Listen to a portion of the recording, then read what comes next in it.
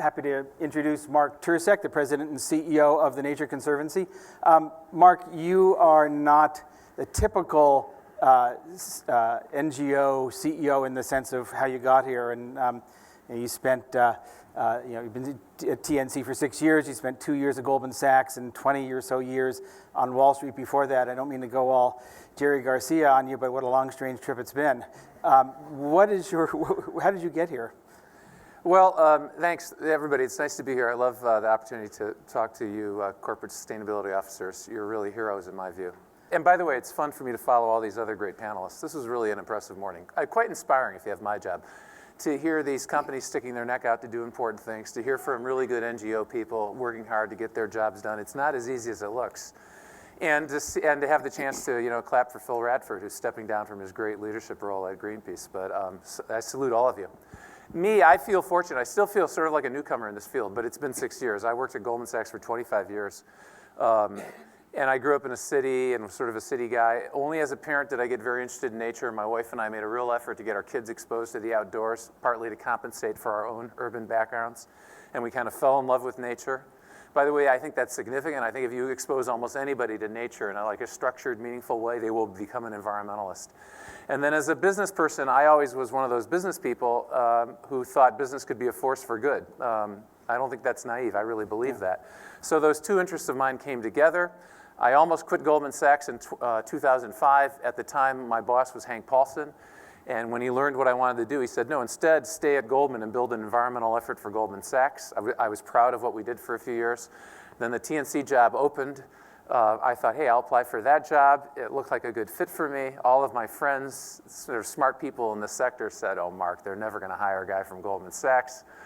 But amazingly, I got the job, and it's really been a great 6 years, and it's been fun to be part of the environmental community. Really an honor to be honest. Before we get to what's going on at TNC and this whole area, what happened to the program that you built at Goldman after you left, Hank Paulson left? What happened to that?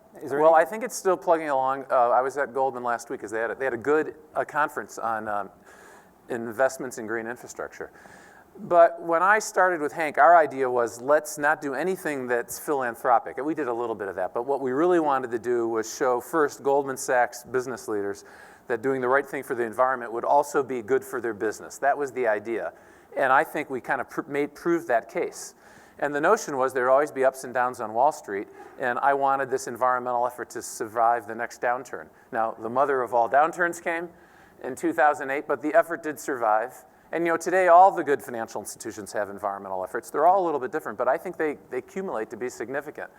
We're working with JP Morgan right now on an effort to help harness investment capital for investments in nature, those kinds of things. So I think Goldman's efforts plugging away, and all of the major financial institutions I think have commendable efforts. They should be here. I gather they're not here today, but we should get them part of this crowd. What's your focus in working with companies at TNC? First of all, as you probably know, that TNC, along with EDF and WWF, were the three companies that were seen as in the Green Biz NGO report that came out yesterday as the most corporate friendly. Now, a couple of corporate people I know said, I wish you hadn't called them that, because that may not serve them well. But I guess the bottom line is that you were seen as playing well with others. But what is the focus of the work you are doing? Let me comment on your survey first. I mean, I think it's a good thing to measure everything, right? If you want improvement, it's good to measure.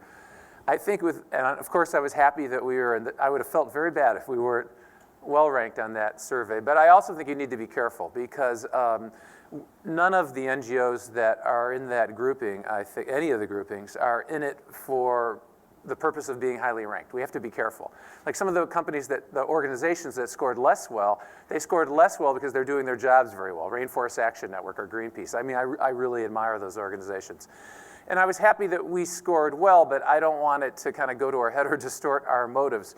For TNC, life is relatively simple in one respect. We know what we're trying to do. Our mission is to save the lands and waters that life depends on. So we're in the conservation business.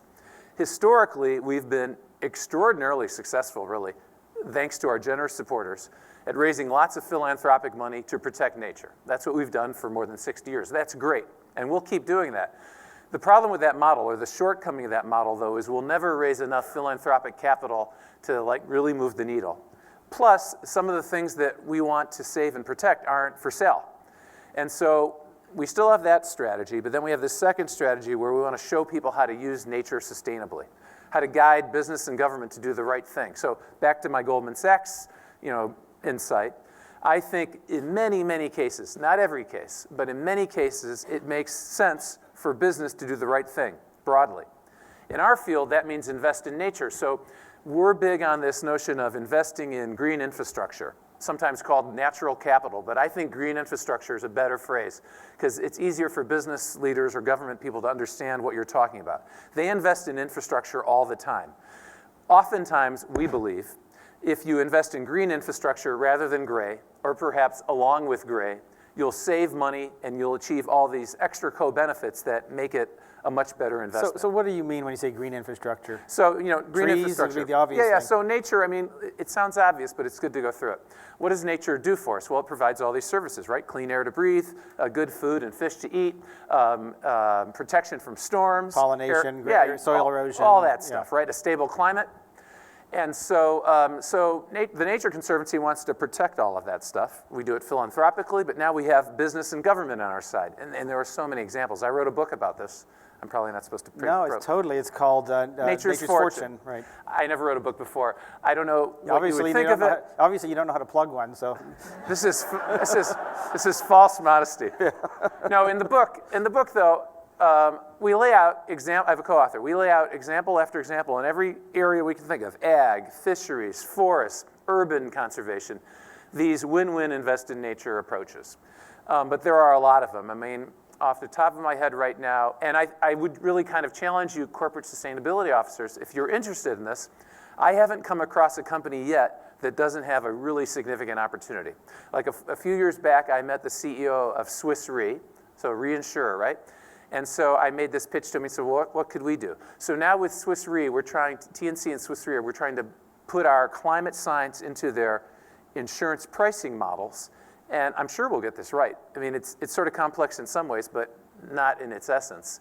The idea would be then companies or insured parties will be incentivized to protect their green infrastructure because that will lower their risk premiums because they'll be at less risk.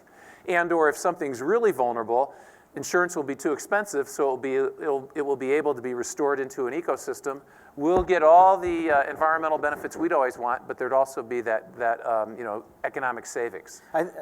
This is great stuff, and I love the green infrastructure reframing of natural capital. They're both good terms, but I think from that perspective, we had a conversation here yesterday about natural capital, and John Davies, our VP here at GreenBiz, said, that's not the language that people speak in business.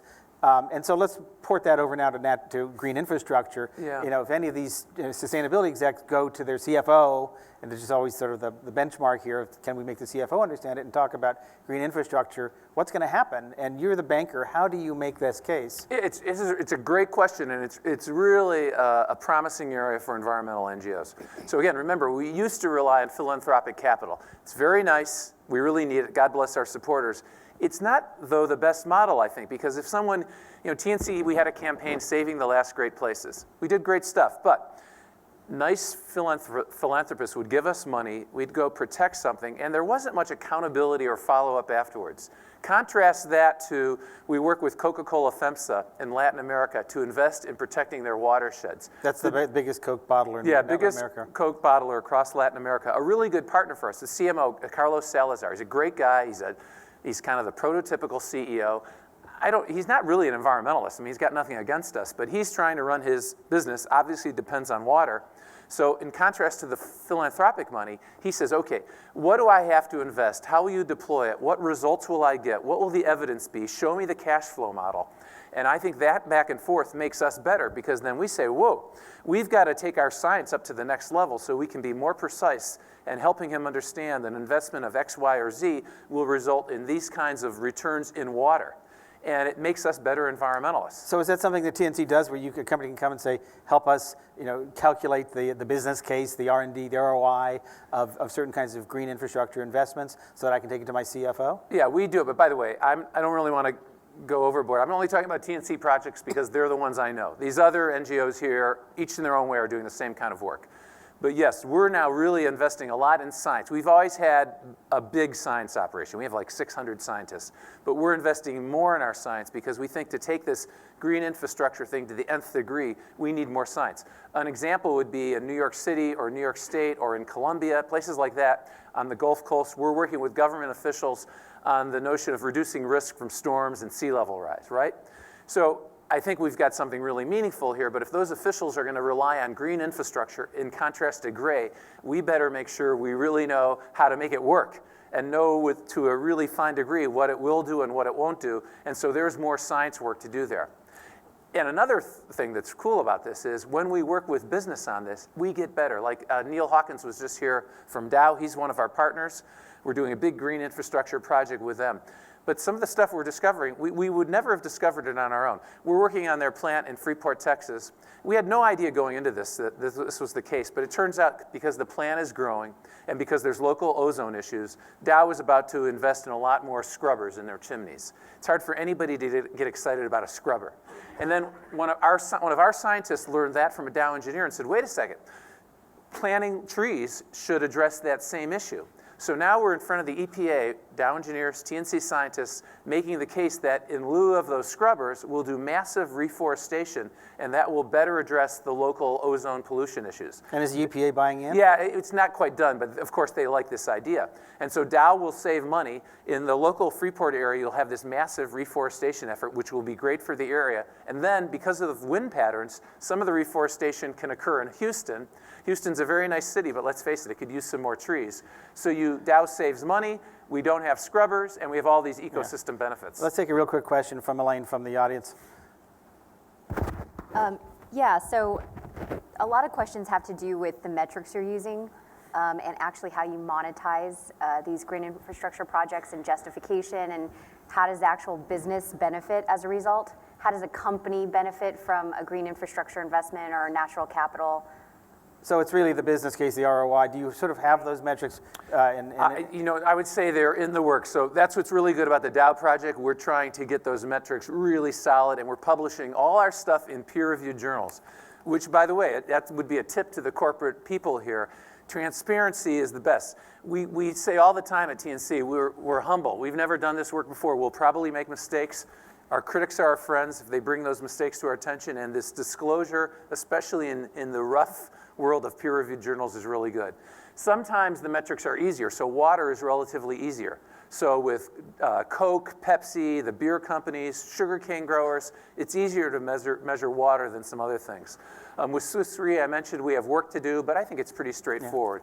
Yeah. We're working with Rio Tinto in Mongolia on their big mine. We're working with Three Gorge Dam Company on dams. Same kind of notion, can mines be better, dams better? And as we go along, we'll disclose and we improve the metrics. Yeah. We do need more investment in science, but we're on that case. So I think humbleness is always an asset, but too much humbleness is a liability. I think we need to get this story out and tell it much more vigorously and boldly to these audiences. Did I mention that he wrote a book called Nature's Fortune? Please join me in thanking Mark Tercek. Thank you.